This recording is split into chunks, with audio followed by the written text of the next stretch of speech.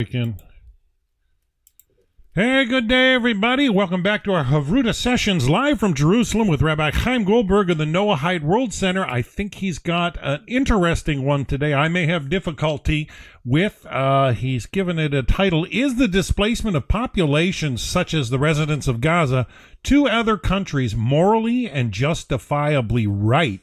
I may have difficulty with this. I don't know about you, but I look forward to hearing what the rabbis got to share with us from the Torah and the sages. So let's just jump right in and say hello to the rabbi. Shalom, Rabbi. You're live. We're going to turn the class to you. I'm looking forward to what you have to share. Good evening. Good evening, everybody. Can you hear me fine? Everything is fine. You can hear me? Yes. Excellent. Excellent. Okay. So the truth is that it's a big question about a moving population from one side to another side of the world, if I will say from the place where they were born or something like that. And first of all, we need to remember that it already happened once, okay? And a few times in history. If we will go to the old world, okay, even before the old Greeks, even before in the Babylon era, speaking about really almost 3,000 years ago, maybe 2,800 years ago, one of the things I will say that it was very regular, okay, is when you capture a place, you take into exile I will say, the main hardcore of the people, those who are the leaders, but not only the leaders. You're taking the leaders outside, you're taking the youngest strong boys outside, and you're moving them thousands of kilometers away. Okay, this was it was usually to do that, and the reason is very simple, because when someone conquered, it's not like today. You have the WhatsApp and the SMS and the internet all over the world. So if you want to, after you conquer the place that is far from where you live, and you want that there won't be rebellion back, the best way is to move those who can do the rebellion. So the main people, the main important people, I'm speaking again 3,000 years ago, this was one of the ways to show that I won this battle. I won, I conquered you. So now all the youngest kids who can be in the army, they're going to move thousands of kilometers away to other places. So everybody will know. And there's no one here in the next coming 20 years that can do a rebellion against me. Okay, this is more or less was the idea of that. But let's not go so far with history. Let's go 80 years ago. 80 years ago, there was the Second World War. Now, we need also to realize what happened, because there was also the First World War. There were two big wars in the world. That wasn't only in Europe, but I will say Europe was the main part that suffered from this war, from those wars. Okay, so the first one, it really did a big reshuffle in this world. And for example, then there was the Sykes-Picot conference in Italy, where the Sykes is one of the British, Fico was an Italy person, and both of them decided together how to split the area, part for the French people and the rest for the England people. For example, they decided to draw a line, okay? This will be Lebanon, this will be Syria, and those places, the French, I will say, government is responsible on, while in the Hebrew land, okay, this will be for the England people. And they draw the line like that, without any problems. They didn't draw the lines because there was any, I will say, I'm speaking of the First World War, okay? They didn't draw the line because there was any logic in the population, okay? They draw the line according to what they decided to split this world that they conquered, okay? For example, we see this today in Syria, for example. Do you know how many groups of people there are there in Syria? There's something like 12 groups, different groups, okay? There are the Alawis, the Druze people, the Jihad people, the one that is wearing today the suit. He's the head of the, he's a jihadist. He took the heads of Christian people 10 years ago. Okay, this is a person. But and you saw that last week, we saw that where they did a massacre to the Druze people. Why? Because they don't believe in God, in Allah, in the same way that the others. And unfortunately, the Syrian people, that is more or less, as I said, something like 12 tribes, they have a very, very big civilian war in the last 12 years, where millions of people went out. I can tell you, I don't know how much you know, but the exile government of the Syrian people that is sitting in London, and they have something like 6.5 million people that around them in London, in Australia, in other places of the world. We have a lot of connection with them, but they are in the exile. They're not part of the Syrian people today. The Syrian people are very spread over. You can find them in Germany, in Berlin. You can find them in more places, in Europe, in France, by the way, in England. There are a few places that they ran away. But this civil war that we have, I'm sorry, just a moment. This civil war that we have in Syria, it's because from the beginning, it was few tribes that they decided that they're going to be together. Who decided? Sykes-Picot, in Italy. Look in the internet, you will find the Sykes-Picot conference. They decided to, but in the First World War, it was a very horrible war, and it was with millions of people that died. And Germany felt that they were defeated, and for 30 years they built it up again themselves, and then they went to the Second World War. And in the Second World War, first of all, let's not forget, so it was only something around 30, 35 years between those wars. In the Second World War, the movement of the population was very, very big in Europe, and not only. People ran away, communities ran away from not only the Jews. The Jews, of course, those who had the possibility ran away. Okay, we know, for example, a very known story is a large, big community of Jewish yeshiva. Okay, a place where they learn Torah. They were in Lithuania, and they ran away to Japan. From Japan, they came to Israel. But we had a lot of communities who ran away. We have also a very large community from Lithuania who went to South Africa.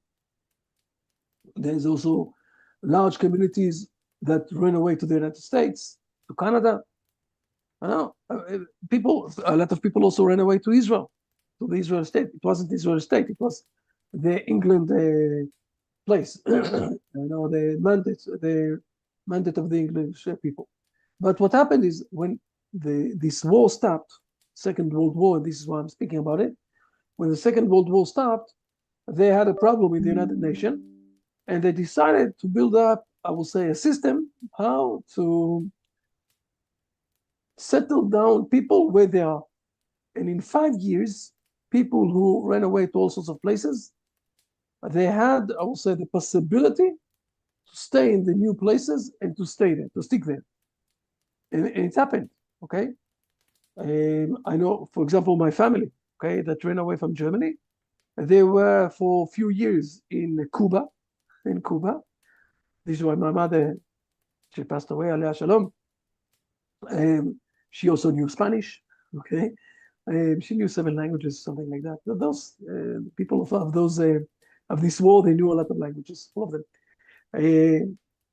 So they were in Cuba for a few years, and then they went to the United States. Okay, they did the reunion, but there was 5 years where they gave the opportunity for people to settle down in their places or to find the exact place, and that's it. So, but They did everything that people will settle down.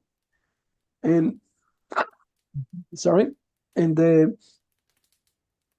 and then there was in 47, 48, a group of countries received their independence. Not only the Israel state, not only the Hebrew nation. India, they got, there's a large, something like 20 countries that received their independence. And there, something very unique happened where the United Nations decided, first of all, I will say another thing. The United Nations decided to split this land of the Hebrew people to two parts. The large part to give to the Arabs, and the small part to give to the Jews. The Hebrew people that were in this area, and I don't know if you've heard about this name, David Ben Gurion, the first government of the Hebrew new state. They accepted it. They said, okay, fine, let's split the land. Partially will be for us, even though it's a small part, and the large part will be for the Arabs. But the Arabs in the 47, they said, no, we want to wipe off all the Jews, or to kill them, or to wipe them off, to throw them to the sea. This is the words that they spoke, okay? I'm saying things, you can check me up after that in history. We need to kill them, we need that. And then there was the independence war of the Hebrew nation, 2.5 years, something like that. Very long one, very long fight. And more or less, the country was split off to two, okay? Partially was for the Hebrew people, and part of it, the Jordan people, Jordan kingdom took it to himself. Nobody gave it to him, no, so nothing like that. It was with not any official decision of any, not the United Nations, nothing, okay? But he took it for himself, fair enough. And then we came to 67. 67, it's 19 years after that, after the 48. Again, you can check up in history, but I'm saying it in glance, so it will be clear, because I have a very important point to mention from this situation, where Nasser, Karim Abdul-Jabbar, Nasser, okay, and Egypt, and also Hafez al-Assad in Syria, both of them said that they want to wipe off the Hebrew nation, the Hebrew state. They want to throw us to the sea. We had a joke in Israel, okay? I was very young then. The joke in Israel was that the last one that is going out from the country need to close the light, to shut down the lights. A lot of people were really frightened. The Hebrew nation here organized, listen good to what I'm saying. They went to stadiums, all sorts of stadiums in the area, and they organized a massive places where they can bury the numbers were that it's supposed to be something like 200,000 people, the Jewish people that are going to die. Something like that. It was an enormous amount and everything else. But miraculously, we can speak about this a lot, okay? But basically what Israel did, okay? We opened with the war, and the first thing that we did in the first 4 hours, okay? They demolished all the airplanes of those two. The truth is, it's a funny story, okay?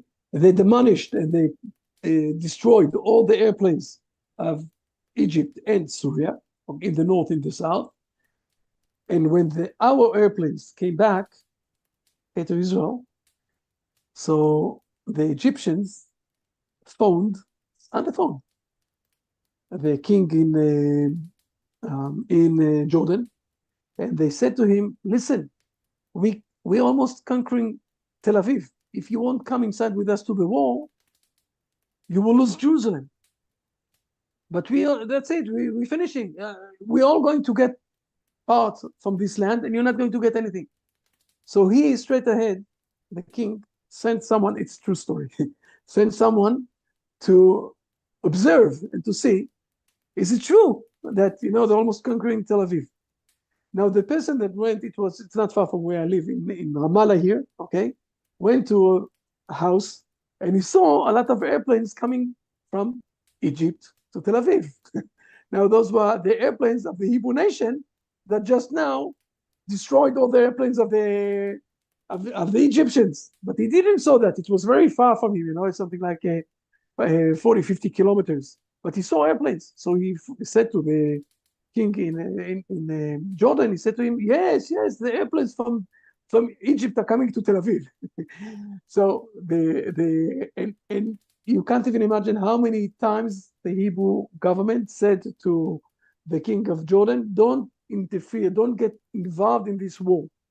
But he started this war, and in 6 days, we conquered Sinai from the Egyptians, we conquered Judah and Samaria back from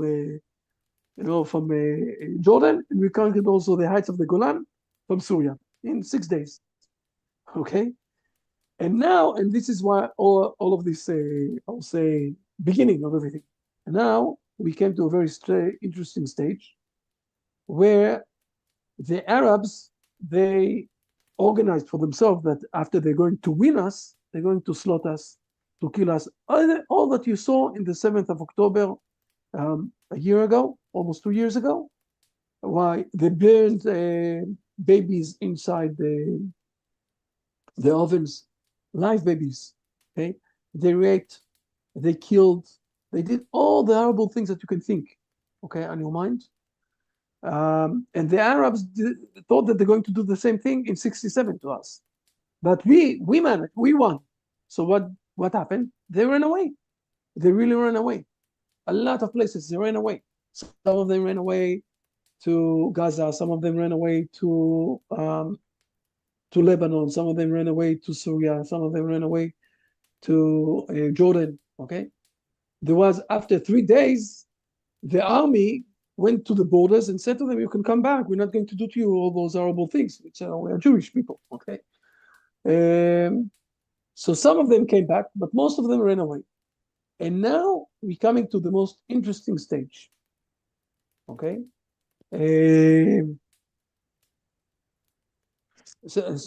Now we came to a very interesting situation, okay? Because the United Nations built up a system instead of what they did after the Second World War. They built up a system that is preserving the situation that people will feel that they are not in their home and they need to come back to Israel. I'm saying it again, because we're speaking about years and years, almost 60 years, and a lot of money, that they did everything, that they won't have houses, they won't be part of the community, that they will sleep only in tents, whatever it is, and also teaching them all the time that they are going to go back to all the places in Israel where they ran away from, instead of doing the thing that they did also in the Second World War. Okay, the war stopped, so now settle down in your places. So they did all of this, and this is, by the way, last week, this is where Trump said enough is enough, and I'm not going to give more money for this insane organization that was part of the Hamas. In the 7th of October, this specific organization, people who worked in this organization and got money from the American government and from the United Nations, they were part of the massacre that they did to us in 7th of October. Think about this for a moment. Again, I will say it again. Yes, what we call UNRWA. People from UNRWA who got money from the United Nations and from the United States, I'm speaking about millions of people, they also are part of the massacre that they did to the Hebrew people under the assumption that they are going to win the war and they need to, the Jewish community is supposed to go to the sea and we need to throw them outside and that's it. And you say to yourself, where did it came, So last week, so at the end, at the end of time, so he stopped the money for going to UNRWA. UNRWA is also a part of the terrorist organization.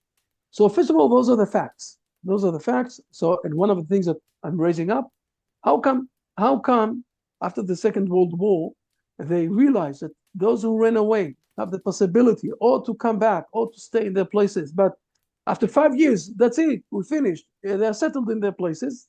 That's it. They're not thinking of going back, whatever it is. And here, for 60 years, we're speaking about 3 generations. They're teaching them, okay, that they will go back and they will kill the Jews and they will be there instead the Jews. Something here, someone here is trying to preserve this situation of, I will say, the battle or the war that the Jews and the Arabs had. Someone is trying to preserve it, that it won't finish, it won't finalize. This is point number 1 that I want to say. And now I'm going to a very interesting to the verses. Okay, let's go to the verses and let's learn them a bit and to understand what is written down in the Bible. And there are 2 levels that I want to explain. Okay, so let me share the screen. Let's see that I'm in the right place. Yes, this will be okay. And no, this one before that. And yesterday we read 2 chapters that are related to this. Okay.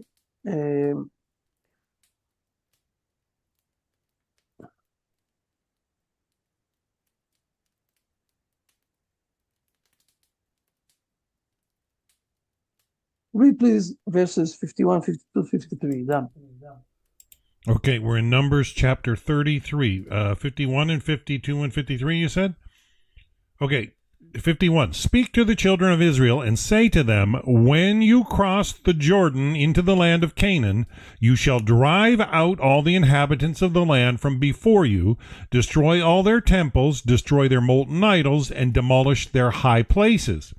You shall clear out the land and settle in it, for I have given you the land to occupy it. Okay, so we see here 3 verses. It's a big question if those verses are some sort of, we'll say, a commandment or good advice. Let's see Rashi for a moment. Rashi is saying that it's more a good advice, okay? Something that will help us to behave in the right way. Let's see it for a moment. Let's jump. Here it is.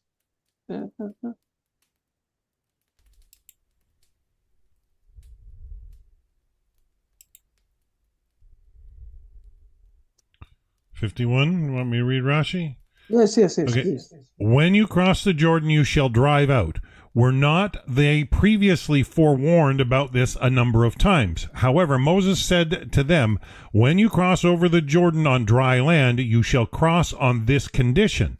For if not, water will come and inundate you. And so we find that Joshua said the same to them while they were still in the Jordan, from Sota 34a. So we have here something, I will say, it's some sort of an example, or something like that. You remember that you passed on the sea after you went out from Egypt. Now you need also again to pass the water of the Jordan. Okay, the Jordan is a big river, and you need to find a way how to pass the Jordan River. And if you're not going under the, I will say, the assumption of taking out all the idolatry and all the bad things from Israel, don't pass over, because the Jordan will wash you out. And then we have the most important thing, what we call I want to jump to 53, please, that we need to clear out the land and settle it, please. And so, okay, and you shall clear out the land, you shall vacate it of its inhabitants, and then you shall settle in it. Only then will you be able to survive there. But if you do not do this, you will be unable to survive there. First of all, I think it's very clear what's written down here, and we see this today. Now, again, we're not. It's not. We are giving the opportunity. I will say something like that. We are giving the opportunity for everyone to stay here. We're not sending anyone outside. On the other side, we are not allowing them, anyone, to kill us. I will say it like that. I will give an example. I think you remember Aurimas. I don't know if you remember him from Lithuania, Aurimas, one of my friends, one of the Noahide people. Yes, I remember Remus, yeah. So he was here in Israel once for a few weeks, in few times he came here. And we had a very big conference with more than 100 people. And in this conference, always we also had Arabs, not only Jewish, also Arab people, okay? Because we have Arabs here in Israel. So when you have 100 people, and you have from all of the parts of the community, so you have also something around 8, 10, 12 people, from the Arabs communities. And one of the times he said to me, he had a very big argument with the 2 or 3 Arabs that were together with us, okay? Why? Because those Arabs, he said to them, look, as more that you accept to be under the government, okay, of the Hebrew nation, this is where you feel much more settled and much more rich and much more with power inside Israel. And he said, very simple, look at this like that. Those in Syria, in those days of a big war in Syria, are suffering one with each other. And the Hebrew nation built up a hospital next to the border and helped people. But they're still fighting against Israel, so they're suffering. Those in Gaza and those in the West Bank that are not accepting the Hebrew nation government, so they're suffering also because they are fighting against Israel and they're suffering. But those who are living inside Israel and they're accepting the government of Israel, and they're also sometimes even part of the government, they're rich people, they're feeling fine, whatever it is. And the people said to him that he is right in the concept of what's happening, but he is wrong because the Arabs are supposed to be the masters and the people that are controlling the Hebrew land. Fair enough. What I want to say more is it's some sort of according to Rashi, by the way, it's not everybody is explaining this way. The others are saying that it's a commandment, okay? That we must throw out everybody else from here. And this is what everybody will understand that this is ours. Rashi is saying very simple, or that you're going to do that, or that you're not going to survive, because they are going all the time to injure you, to kill you, to do all sorts of terror attacks, whatever it is. Fair enough. But this is, and then this is one way to look at things. I want to go to another stage, and the other stage is much more profound stage. And I want to explain something that is a principle of the Bible that we must remember that always. The Bible is always explaining to us how the moral behavior is supposed to be, okay? Every human being who came to this world have the possibility of freedom of choice to behave in a moral way or to behave not in a moral way. The first measurement that happened, or the first thing that happened to the Adam and Eve, they got a commandment and they behaved not according to the commandment. We learned it a lot of times, a few times we saw it, fair enough. What happened between Cain and Abel? When Cain is killing Abel, so he's not behaving in a moral way. What was his punishment? Who remember what was his punishment? I can show it. He was exiled. He was exiled. Right? This was exactly what God said to him. God said to him, you need to wander in this land. Right? Why? Why? Why are you getting exiled for that? Okay. We in Genesis chapter 4, see that? 11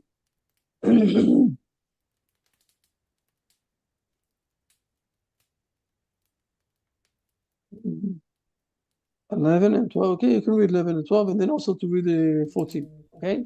Until Okay. 14. Please, 11 till 14. Please. 11 said, and now you are cursed even more than the ground, which opened its mouth to take your brother's blood from your hand. When you till the soil, it will not continue to give its strength to you. You shall be a wanderer and an exile in the land. And Cain said to the Lord, Is my iniquity too great to bear? 14, Behold, you have driven me today off the face of the earth, and I shall be hidden from before you, and I will be a wanderer and an exile in the land, and it will be that whoever finds me will kill me. So we see that if someone is killing someone else, the punishment is that he is not supposed to settle anyway, in any place. He is basically supposed to be on the air all the time, okay? He's wandering from place to place. Now, it's not, the logic of this is very simple, is that if someone is killing someone else, and he's basically killing someone who is with the image of God, so the punishment is that he's also not supposed to live in this world. Very simple. I said it more than once. The punishment of the Torah always is the outcome of person's behavior. If someone is killing someone, God forbid, okay, so he didn't want him to live in this world. So now the killer is not supposed to settle in this world. He's supposed to wander. He did it to someone, so this is what's happening to him. Okay, in the Torah, for example, if someone is stealing, so he's supposed to pay twice. Why? If I wanted to take from my friend, okay, $100, so I need to give him back the $100 that I took from him, and I need to give him also the $100 that I wanted to take from him. I need to take out for myself and give it to him. This is all the punishment in the Torah are very logical. Under the same thing that someone did, he's getting back the same thing. The outcome of what he did. It's not that someone is sitting up there in heaven with a long white beard and saying to himself, today I will punish him. Today I will punish him. No. It's what we bring to ourselves in our behavior. So if someone killed someone, Cain and Abel is the first one, so you didn't want him to live in this world, so you're also not going to settle in this world, to move and to move, to move and to move, to move and to move. Let's jump back to what we read yesterday, and let's go to the end of the Numbers, okay? It's not the last chapter, the chapter before the last chapter, okay? Just a moment, let me move aside so I'll be able to see you. I'm sorry. Everything here is bothering me. It's okay. The chapter before the end, okay, chapter 35. We have here something very important.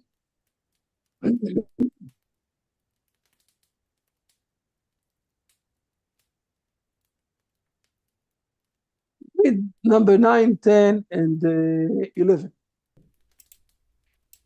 All right, verse 9 of Numbers chapter 35.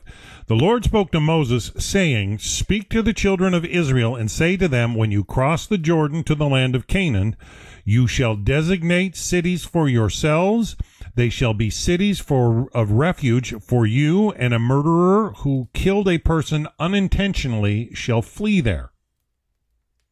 First of all, we see, and you know what, let's read a bit more, okay? So let's read also 12 and 13, okay? All right, 12. Please. These cities shall serve you as a refuge from an avenger, so that the murderer shall not die until he stands in judgment before the congregation. The cities that you provide shall serve as 6 cities of refuge for you. So we have in the Israel, I don't know if you know the map of Israel, okay? You have 6 cities where if someone is killing accidentally someone else, he also supposed to do an exile, to move out from his place, to go to those cities. If someone is, God forbid, is killing, intentionally, he wants to kill someone else, so he's standing in front of the judgment, the court, and he's supposed to get murdered. We're going to kill him also, and that's it. In a moment, I'm going to read it. But if someone killed accidentally, he's also going to an exile to those cities. And those cities are protecting him. After that, they're also judging him. They are managing to realize with all of the system of court that it was accidentally, and then he's supposed to live there until the days of the big priest, okay, the Kohen Gadol, that he will die. It could be 50 years, it could be 30 years, it could be 25 years, whatever it is. He's in exile also. Again, he did it accidentally, so he has some sort of a rescue. He's not going to be, if he will go, by the way, if he will go out from those cities, so it might be that he will get killed by one of the people that have the permission to revenge the killing of this person. Fair enough. And then now it's going inside all of the details, but I want to show you a very important verse.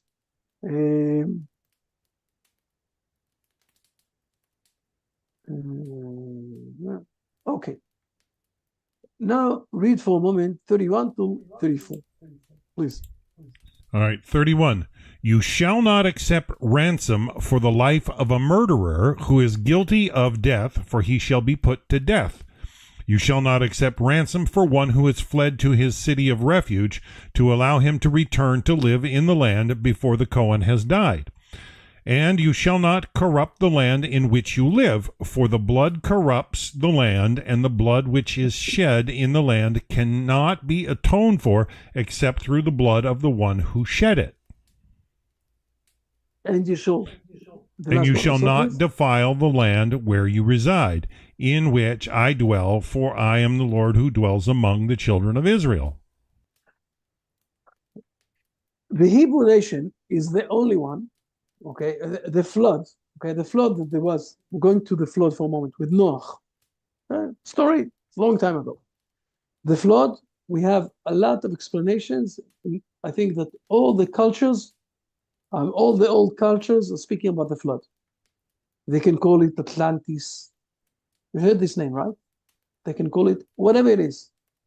I saw a thick book, a very thick book for more than 800 pages, that are showing that all the old cultures are speaking about the flood. But the only one who is explaining that the flood came because of the corruption of the behavior of human being in this world is the Torah. The Torah here is saying something amazing. The Torah is saying, I'm God, okay, this is 34, who is sitting down among you, inside the Israeli community. And if the community of Israel, if the Israeli community is going to skip or not to take seriously people that are killing others, I'm going to take you out from Israel. I'm going to take you out from this land, because this land is not accept, okay, the blood of one who shed it. It's not going to be like that. And we know that in the first exile, the Hebrew nation went out from to exile because they had a trouble with a lot of killing. And now, what I want to say, and I was speaking in a moral understanding. There is a midrash. I'm not going to bring it here, but there is a midrash that Ishmael is saying to God, the angel of Israel is saying to God, how come you giving this land to the Isaac's sons, to Israel, okay, and not to me? So God is answering, because Isaac is doing, the Hebrew people are doing the circumcision, they're doing this act of circumcision in their life. So Ishmael is saying, but we also do that. But so God is saying to him, yes, but doing it at the age of 13, you're not doing it the correct way. So he says to him, fair enough, but I'm doing it. So God is saying, okay, you will preserve this land until the time that the Hebrew people will come back, will restore back to the homeland. Now, what is happening today? We don't see that the Hebrew people are trying to kill without any reason Arabs from time to time because of, some sort of a habit. We do see that the Arabs in the last 60 years, something like that, doing their best to do terror attack and to kill innocent people. So what is happening to them? Morally, they are losing their connection to this land. They have the possibility of staying here by accepting that the Hebrew nation came back to their homeland. If they don't accept that, and instead of that, they are killing people, like the massacre that they did in the 7th of October, or all the terror attacks that they're doing all the time, it's not stopping. In Israel, all the time we have terror attacks. So they are morally losing the possibility of staying here. And one of the things that they are bringing on themselves is that they're supposed to do an exile outside. So morally, Dan, okay, you're listening to what I'm saying. In a moral behavior, they have nothing to do there anymore. I can tell you, okay, in a secret way, it's not secret because I'm on the internet, whatever it is, they build up, they paid a lot of money and a lot of effort to build up also an underground city where they can put the hostages and where they can stay there, and all the time to go outside to kill us and to go inside again, 20, 30, 40 meters under the ground. Fair enough. So one of the things that the Hebrew nation is doing in the last 5 months, okay, almost every house there have, a way out from the tunnels. In the last 5 months, one of the things that we're doing, we closing down all the houses. 75% of the Gaza Strip, the houses are demolished. And this is the only way of stopping them from going out, popping out from underneath the ground. And don't be afraid, they're running out. They understand where we're coming and they're running out and they're going away from those tunnels, because this is the only way that you can stop this war, by closing all the tunnels. So we did only 75% from Gaza. But we need to understand. So, and this is also what Trump said. You can't live there in the next coming 20 years. You need to shuffle aside all the destroyed places and to organize everything and to blow out all the tunnels. It's a lot of work there. By the way, they're really crazy people, because 20 years ago, we, the Hebrew nation, we went out from the Gaza Strip, and it was a very nice place with a lot of agriculture that we gave there. And instead of them doing this, a place of a Riviera, for the Middle East, they build up a big terror organization in this land.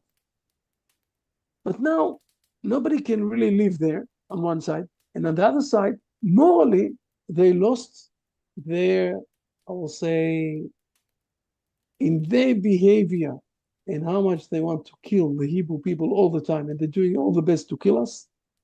They lost morally the connection with this land.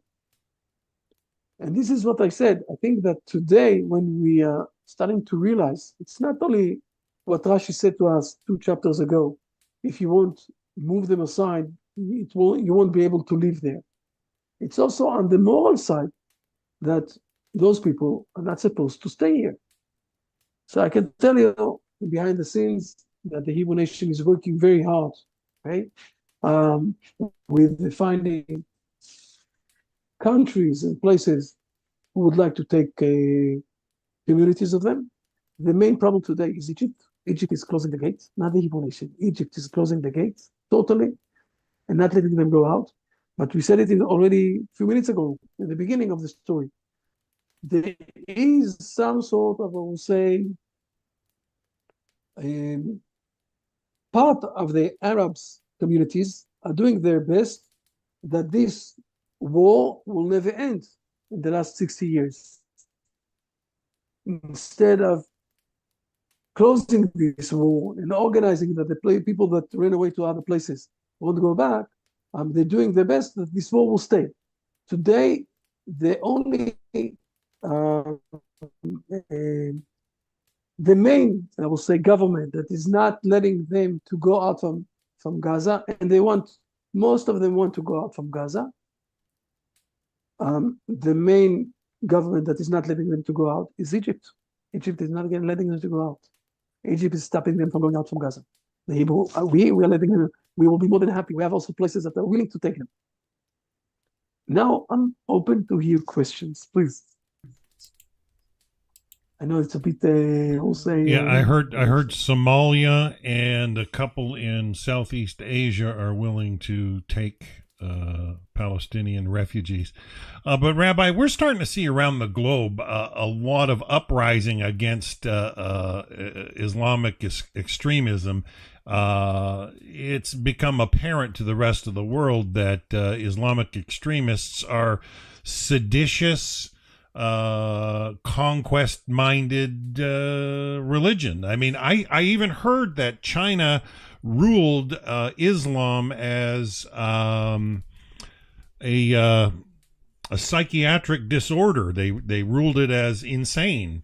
So there's riots happening in Ireland, I hear, in the UK, where the citizens are just standing up because they have seditious practices. In other words, we're seeing it in the U.S. They don't have intent to integrate ever in their mind, and they lie, right? They just, I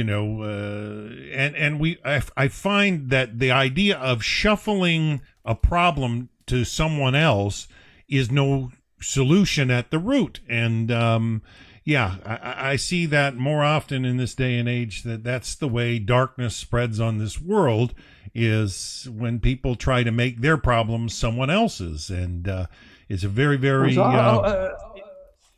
let me answer that. It's a very good point, and let me answer that. Let me refer to that.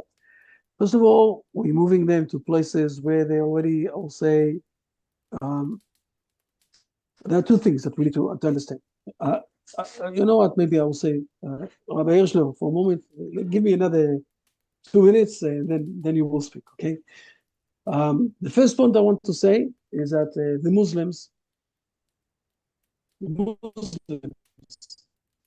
the word in Hebrew, okay, for Allahu Akbar is that the God is the most powerful here, and we need to imitate him. And the Muslim until 1967, they were never controlling this place. And the only time that it started, that they're in a place where they are not controlling it, it's in 1967 in the Hebrew land. Okay, places like Hebron, all the places, all the old Bible places, and we're controlling those places. And suddenly, it's the first time in their life that they're not controlling the place. They're inside, but they're under the conquest of the Hebrew people. The Hebrew people are conquering us. It's unbelievable. And what's happening now from the 7th of October, it's a steep spillover to all over the world. And you see this in Europe, you see this in the United States, you see it in other places. Now, when we say to take people outside, there are two main options, okay, that we're working on. The majority of the community, for example, in Somalia, or there's also in other places not far from in Russia area, those are big places that a lot of Muslims, and they can be there as part of the community there. Okay, so this is point number one. But there's another thing. When you're moving someone outside from this place, it's taking him a few years, and sometimes even a full generation, until they're standing, I will say, on their feet, even if you're helping them. And if you're taking a population that grew up under the assumption that the best thing is to kill Jews, and instead of that, you're moving them to another place, so it will take them 25 years until they will settle there. And in the meanwhile, you're teaching them other things. You're not teaching them all the time, kill the Jews. Jews are not there anymore. Okay? They're not going to come back. Yeah, I understand, but yeah, the problem is integration. Taking out from the mind those things. Right. But then they come and it's just like, throwing dirt in your recipe. If you're cooking dinner, you're Oh, not going depends to where. add I'm dirt not to it. saying. I agree. So it's a question to put them in Canada, for example. It's inappropriate, but to put them in Somalia, it's fine because Somalia they have a lot of Muslims there also. Okay, so it depends where to put them.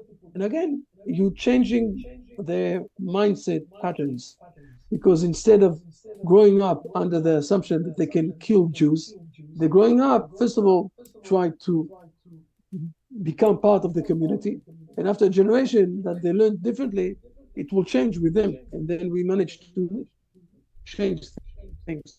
I agree with you.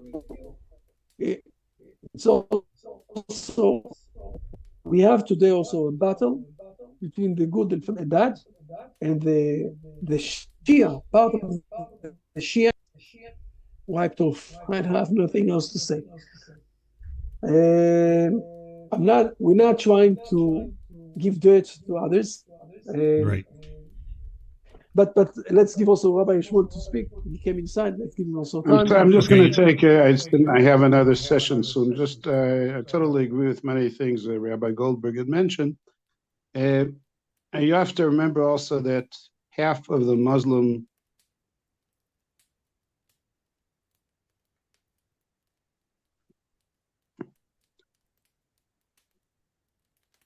half the. I don't want to take much of your time, but just the 2 points I'd like to mention. Half of the Muslim world population are not Arabs, and a lot of Arabs are not Muslims. And the irony is a place like Indonesia, which has 230 million Muslims, no Arabs there. In the ex-Soviet Union, you have about 50 million. You have more than 100 million in Pakistan. And the irony is that even in Iran and Turkey, most of them are not Arab by origin. They're Muslim. And one of the wonderful things of this Noahide group is the focus on nationality in the context of religion. And as the rabbi illustrated very nicely, and I listened quite a bit of the session today when I could, is that indeed the potential right that Ishmael has to certain parts of the country was because of the circumcision. And Maimonides says that the reason why the circumcision is done in the lower part of the body, which is where a person actually has his reproduction potential in the sexual organs that he has, is for the person to learn to actually control his desires and coveting and using it for positive purposes. The person who takes the concept of circumcision and turns it into a murderous context has missed out the entire point from religiosity of what it means. The rabbi also mentioned about the city of refuge where a person who kills unintentionally goes to. According to the Jewish law, even if the military commander were to committed an act of, let's say, knocking, what we call in America, knocking over a person in a car accident, he has to go to a city of refuge. And what happens if there happens to be a serious war taking place and the country need his military guidance? Nevertheless, the Talmud says that he remains in the city of refuge. Now, if that's the case, we have to understand that the city of refuge, to a certain extent, is a punishment that the person gets because of a lack of insensitivity to human life. The biggest crime of the contemporary Muslim population is a total lack of insensitivity to human life, not only towards us, of course, to us for sure, but even within their own circles, the way they treat women, the way they treat violence within their own community, is so in contradistinction to even what the Quran talks about, let alone Jewish values. And the irony is, as you mentioned, Chacham Dan, there are places in the world where it's safer to be today, for example, to visit Eastern Europe, places like Hungary or Czechoslovakia or Montenegro, which used to be Yugoslavia, is much safer than in Western Europe of today. It's not in coincidence that this French president wants to give a Palestinian state. He's got 6 million Muslims in his own country, and the birth rate in Western Europe is such that if you take Holland, Belgium, France, couple other countries, they're going to be dominant in their religion in 20, 30 years' time, if not earlier than that. So it's not that I have a specific feeling against Islamic religion, but if murderous activity is something tolerated, even unintentionally, that's something that is totally contradictory, diametrically opposed to Jewish values of sensitivity to human life, which hopefully should be a universal concept from the very outset of creation, that we were all created by God. And by the Islam, it's even more problematic because they only believe in one God, like us. And they have that ability to act in such contradiction to their own faith. That's Right. something which is a terrible double standard. I just want to share that point with you. Oh, very well said, Rabbi Hirschler. I guess the problem in Europe is the rapes of young girls. It's just atrocious, apparently, and we see at this hour of the day. Yeah, it's scary at this hour of the evening for women to move around in Western Europe. It's a disaster. Nasty. We see it here in the West as well, especially in Canada. When they had that truck convoy in Ottawa, they legitimately, I guess they were found guilty and given a 7 or 8 year sentence, and you get some Islamic rapist who gets 18 months, sentence. It's or I've heard of one in the States where they got 5.5 months sentence, because if they gave a 6-month sentence, it would be deportable. They could be deported. And so it's like, you get this almost clear global agenda, of shuffling problems wherever, making situations worse in other places. To solve a problem isn't a acceptable solution for I'm all for the tolerating and communal blending, but it's more altruistic than it is practical. There's just a lot of problems. Go ahead, sorry, Rabbi. The reason I mentioned Indonesia and Pakistan, etc., is, I'm trying to be sensitive and say at least I can understand why Egypt, Syria, and the neighboring countries of here feel a little bit intimidated by a major Jewish Western state amongst them. But who do I threat in Jakarta? Who do I threat in Islamabad? They haven't seen me in my lifetime. This international world hatred of the Islamic world of people who live 10 hours of flight away from me is totally ridiculous. That's part of it, which is crazy. We don't have any common conflict whatsoever. Imagine the United States would be concerned about a person living in Australia. What does one have to do with the other? No, the truth is that we don't have those places. They don't really have hatred against the Hebrew nation. Some of them also in Indonesia, for example, they want very much to have a good relationship with Israel, and they want a lot of good things with Israel. This is why also after the attack that we did in Iran, that also it's a bit insane. How come, or why Iran, I know more than 1,200,000 kilometers from us, are trying to demolish us, or so to kill us. But they took out a lot of Indonesian people because they said those are the people that help Israel. I don't know if it's true or not, but the Indonesian people, they have no, even though they're Muslims, they don't have nothing against the Hebrew nation. Also, in India, you have around something like 100 million Muslims. They have no problem with Israel. The Muslim itself, the Muslim faith doesn't really have something with Israel. It's something else here that's happening.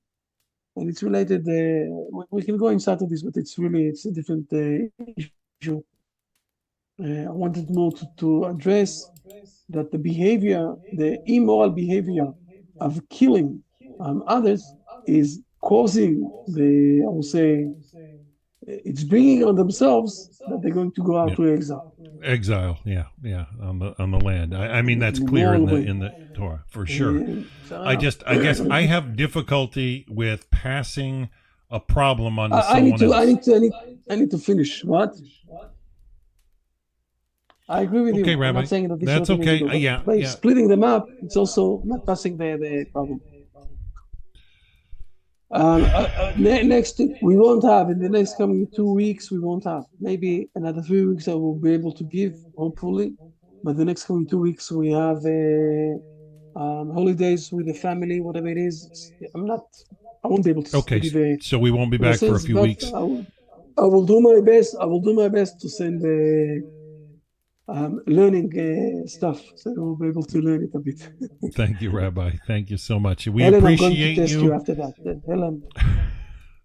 Yeah, I'm sorry. I haven't signed up for those classes yet because I noticed you did a session on Thursday and I couldn't attend. I was at my day job and so these things happen. But please keep the emails coming and do stay in touch. And blessings to you and all Israel for your upcoming holidays. Blessings and to all the world. Yes, okay.